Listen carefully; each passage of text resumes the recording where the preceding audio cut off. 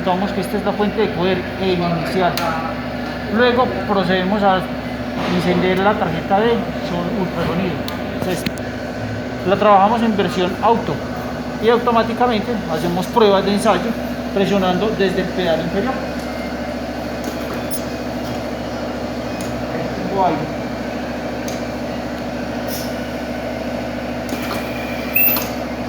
Ese sonido me indica que sí me generó la soldadura de ultrasonido sellado.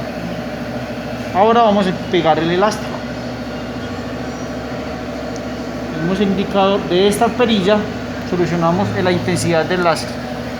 Como acabamos de apreciar, aquí se ve ya el láser más vivo. Y ya procedemos a pegar.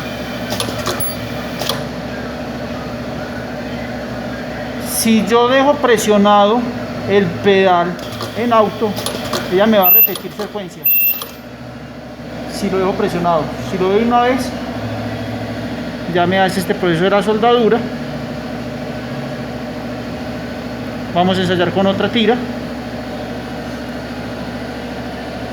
en otro punto, el láser, posición usada.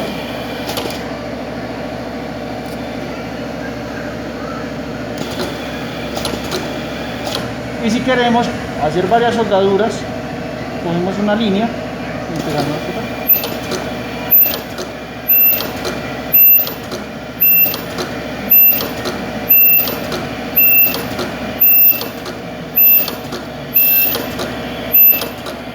Con esto se contrasta que la máquina está operativa, funciona.